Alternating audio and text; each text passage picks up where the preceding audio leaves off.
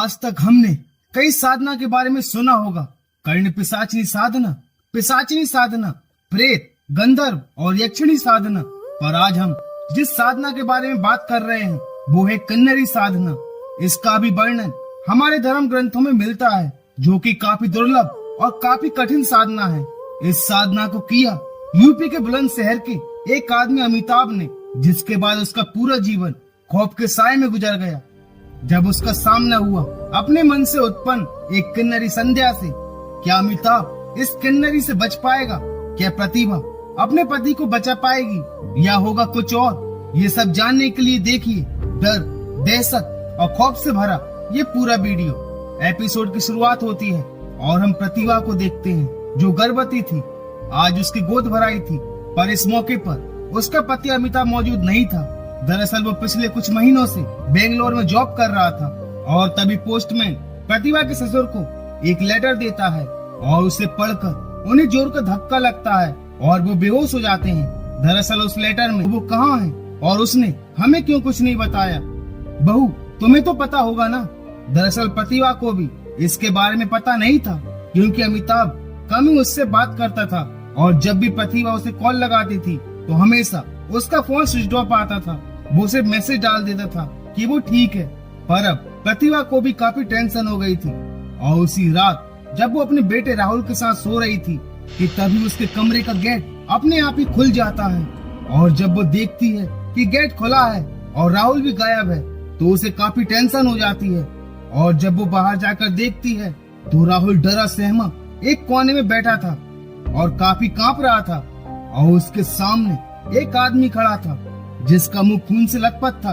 जब प्रतिभा उसे पहचान जाती है कि ये तो अमिताभ है और वो उससे पूछती भी है कि ये तुम क्या कर रहे हो, तुम्हारी ऐसी हालत कैसे हो गई? पर इससे पहले कि वो कुछ समझ पाती, अमिताभ राहुल के गले पर काट लेता है और प्रतिभा की आंख खुल जाती है। दरअसल प्रतिभा सपना देख रही थी, पर वो इस सपने की वजह से काफी परेशान हो गई थी और अगली सुबह वो ये सपना अपने सास ससुर को भी बताती है और कहती है कि मुझे काफी घबराहट हो रही है, कहीं अमिताभ को कुछ हुआ तो नहीं। और वो बेंगलोर जाने का कहती है, पर उसकी सास जाने से मना करती है कि ऐसी हालत में तुम्हारा जाना ठीक नहीं है, अनजान शहर, अनजान भाषा, रहने दो, तुम मत जाओ। पर प्रतिभा नहीं मानती और वो निकल जाती है बेंगलोर अपने बेटे के साथ और सीधा उस एड्रेस पर पहुंच जाती है जहां अमिताभ रहता था। पर मकान मालिक कहते हैं कि अमिताभ यहाँ रहता था, पर पिछले महीने वो अपने सामान लेकर यहाँ से चला गया और अब हमें नहीं पता कि वो कहाँ रहता है। और ये लो, इस बॉक्स को वो छोड़ गया था, इसे ले जाओ। और प्रतिभा उस बॉक्स को लेकर अपने होटल के लिए निकल जाती है। पर मकान मालिक कुछ तो ऐसा था जो अमिताभ और उस बॉक्स के बारे में जानते थे, जो उन्होंने प्रतिभा से छुपाया था। वहीं जब दोनों होटल के लिए जा रहे थे तो प्रतिभा अमिताभ को लेकर काफी परेशान थी और वो राहुल से थोड़ा आगे निकल जाती है। पर तभी कोई राहुल का हाथ पकड़ लेती है और उस बॉक्स को खींचने लगती है और राहुल को कोई दिखाई नहीं देता और वो जोर जोर से चिल्लाने लगता है, माँ, माँ, यहाँ कोई है, किसी ने मेरा हाथ पकड़ लिया है और इस बॉक्स को छुड़ा रहा है।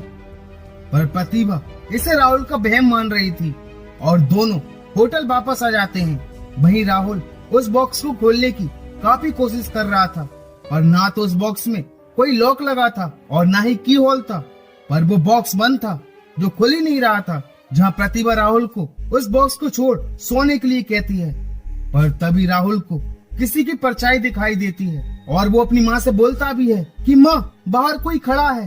पर वो कहती है कि राहुल, मजाक बंद कर, नहीं तो थप्पड़ लगेगा, सो जा जल्दी। और थोड़ी ही देर बाद वो बॉक्स अपने आप ही खुल जाता है, जिसमें से रोशनी भी निकल रही थी, जिसे राहुल अपनी आंखों से देख रहा था।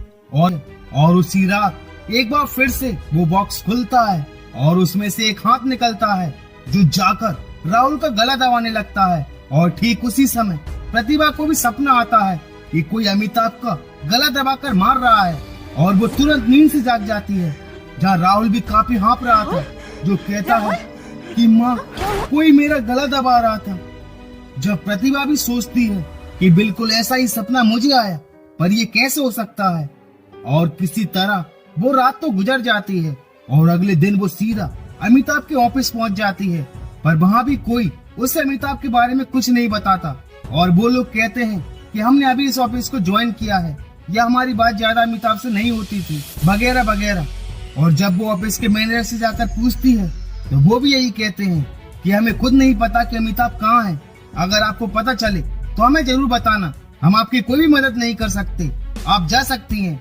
जहाँ प्रतिभा भी काफी टेंशन में आ गई थी कि अमिताभ की ना तो कोई खबर है और ना ही किसी को उसके बारे में पता है और ना ही उसका फोन लग रहा है। और जब वो वापस अपनी होटल जा रही थी तो राहुल के हाथ पर उस बॉक्स से खून आ जाता है, जहाँ राहुल कहता है कि माँ ये मेरा खून नहीं है, ये इस बॉक्स से निकला है। पर उस बॉक्स से तो खून निकलने का कोई भी नामो निशान ही नहीं था। और उसी रात जब दोनों सो रहे थे कि तभी कोई जोर जोर से उनके रूम का दरवाजा खटखटाने लगता है, जहाँ राहुल दरवाजा खोलने से मना करता है, पर प्रतिभा हिम्मत करके दरवाजा खोल देती है। और बाहर एक प्रकाश नाम का आदमी खड़ा था जो कहता है कि घबराइए मत भाभी, मैं अमिताभ का दोस्त प्रकाश हूँ, मैं अमिताभ के बारे में कुछ बताना चाहता हूँ। और यही हमें अमिताभ से जुड़ी उस खौफनाक हकीकत के बारे में पता चलता है। वो बताता है कि ऑफिस में सभी अमिताभ के बारे में बात करने से डरते हैं क्योंकि सभी को अपनी जान का खतरा है। जहाँ प्रतिभा पूछती है कि जान का खतरा, किस बात का खतरा, जहाँ वो बताता है कि किन्नरी से जो इन सब के पीछे है। आज से लगभग 5-6 महीने पहले एक संध्या नाम की लड़की ने हमारे ऑफिस को ज्वाइन किया था। वो काफी सुंदर थी और उसने अमिताभ के जूनियर के तौर पर ज्वाइन किया था, पर उन दोनों के बीच दोस्ती से बढ़कर भी कुछ और था जिसे हम सब ने देखा। मैनेजर ने उन दोनों को अपने कैबिन में बुलाकर समझाया, लेकिन जिसने भी उन दोनों के खिलाफ बोलने की कोशिश की उनके साथ कुछ बुरा हुआ। मैनेजर का अगले दिन एक्सीडेंट हो गया जिसमें उनका हाथ फ्रैक्चर हो गया। और जब मैंने उसे समझाया कि वो अपने परिवार के साथ गलत कर रहा है तो उसने मुझे भी बुरा भला कहा। सभी लोगों का ऐसा मानना था कि संध्या काला जादू जानती है जिसने अमिताभ को अपने बस में कर लिया है। और देर रात जब मैं ऑफिस से घर जा रहा था तो मेरी गाड़ी रास्ते में खराब हो गई और तभी अमिताभ मेरे पीछे आ गया। वो काफी बदला बदला लग रहा था, उसकी आंखें सफेद पड़ चुकी थी। उसने मुझे हवा में लटका दिया जो कह रहा था, मैं काला जादू जानती नहीं हूँ, मैं खुद काला जादू हूँ, जो भी हमारे बीच आएगा उसका अंजाम बुरा होगा, बता देना सबको। और पिछले कई दिनों से मैं पैरालाइज पड़ा था, मुझे हॉस्पिटल और घर भी अमिताभ ने ही छोड़ा था। और ठीक होकर जब मैं ऑफिस गया तो अमिताभ ऑफिस में नहीं था, कहीं गायब हो गया था। भाभी मुझे माफ कर दीजिए क्योंकि इस सब का जिम्मेदार मैं ही हूँ। मैंने ही उसे किन्नरी साधना के बारे में बताया था। मैंने उसे एक किताब दी थी जिसमें किन्नरी साधना के बारे में लिखा था।